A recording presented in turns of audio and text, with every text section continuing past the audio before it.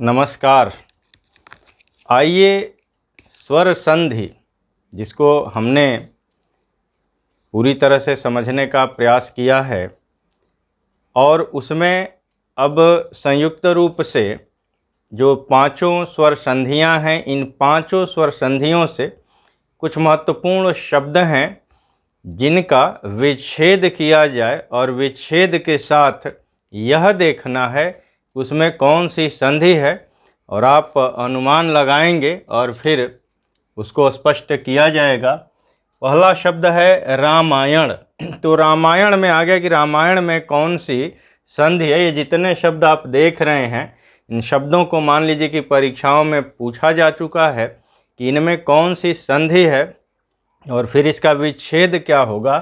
तो रामायण का विच्छेद होगा राम धन अयन, और यहाँ अ और अ मिलके आ हुआ है, ह्रस्व ह्रस्व मिलके दीर्घ हुआ है, इसलिए यहाँ दीर्घ स्वर संधि है। इसके बाद दूसरा है रामानुज। तो इसका विच्छेद होगा राम धन अनुज, और यहाँ भी अ मिलके आ हुआ है तो दीर्घ स्वर संधि ही है। तीसरा शब्द है नदीश। तो इसका विच्छेद होगा नदी धन ईश। यहाँ बड़ी बड़ी मिलके बड़ी हुई है, यहाँ भी दीर्घीकरण हुआ है तो दीर्घ स्वर संधि यहाँ भी होगा। इसके बाद अगला शब्द है अत्युक्ति, और इसका विच्छेद होगा अति धन उक्ति।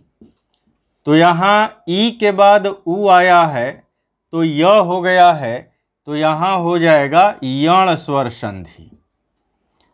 इसके बाद है वसुधैव। तो इसका विच्छेद होगा वसुधा धन एव। वसुधा धन एव। तो आ के बाद ए आता है, दोनों मिलके अय हो जाता है, तो वहाँ वृद्धि स्वर संधि होती है।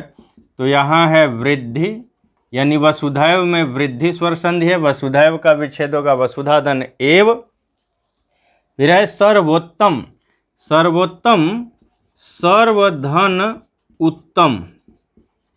अब यहाँ अ के बाद उ आया तो ओ हो गया, तो अ के बाद उ आने पर ओ हो गया, ए ओ अर की स्थिति बनती है तो होता है गुण स्वर संधि। यहाँ हो गया गुण स्वर संधि। इसके बाद अगला है भानुदय। तो भानु धन उदय, छोटा उ मिलके बड़ा उ हो गया है, तो यहाँ हो गई दीर्घ स्वर संधि। इसके बाद है अभ्यागत। तो अभि धन आगत, और आप अनुमान लगा सकते हैं कि ई के बाद आ या हो गया तो यहाँ यण हो गई। इसके बाद है नरेश। तो नर धन ईश। अब यहाँ पर अ के बाद ई आया है तो ए हो गया है, तो यहाँ हो गया गुण स्वर संधि। इसके बाद देवर्षि। तो देव धन ऋषि। आ के बाद री आने पर अर हो जाता है, गुण स्वर संधि। और राजाज्ञा। राजा धन आज्ञा। आ मिलके आ हुआ है तो यहाँ दीर्घ हो गई। गुरुवाज्ञा।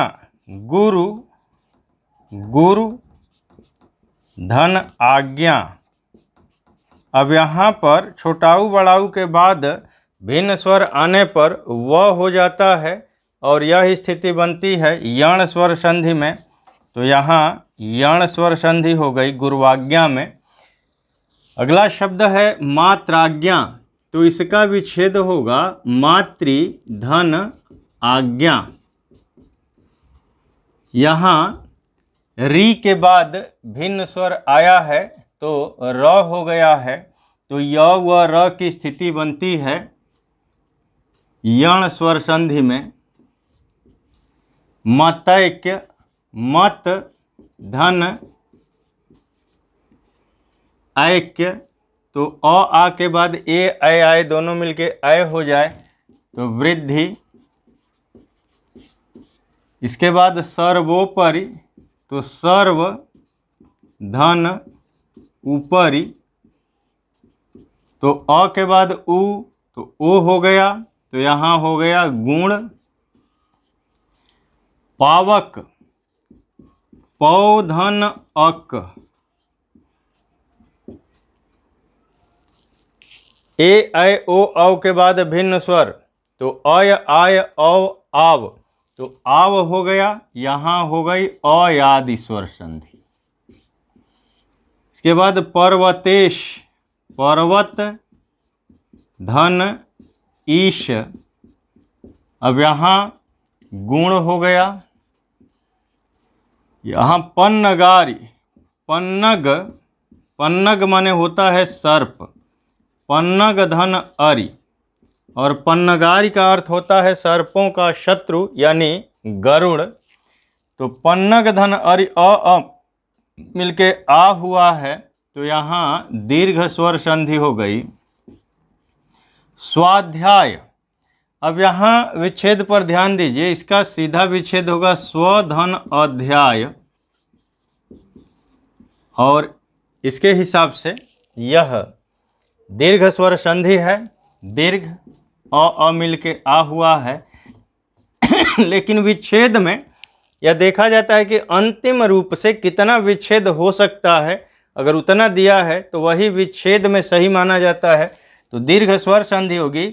और स्व का विच्छेद भी हो सकता है सुधन अ यण संधि, और इसके बाद अध्याय, तो सुधन अधन अध्याय और स्वधन अध्याय दोनों अगर विच्छेद में दिया है तो ये सही माना जाएगा और दीर्घ स्वर संधि इसमें होगी, और केवल स्व और अध्याय दिया है तो वही सही है। प्रौढ़, अब प्रौढ़ में अब यह गुण स्वर संधि का अपवाद है, ये नियमों पर यह सही नहीं बैठेगा, यह होगा प्र धन ऊढ़ और संधि होगी गुण। उसी तरह से अक्षौहिणी, और यह भी अपवाद है, इसका विच्छेद होगा अक्ष धन ऊहिणी, और यह भी गुण है। दशार्ण, यह भी अपवाद है, दस धन ऋण, इसका विच्छेद होगा और गुण स्वर संधि। ये नियमों पर खरे नहीं उतरते हैं तो ये अपवाद स्वरूप हैं, इनको याद करना और अधिक जरूरी है।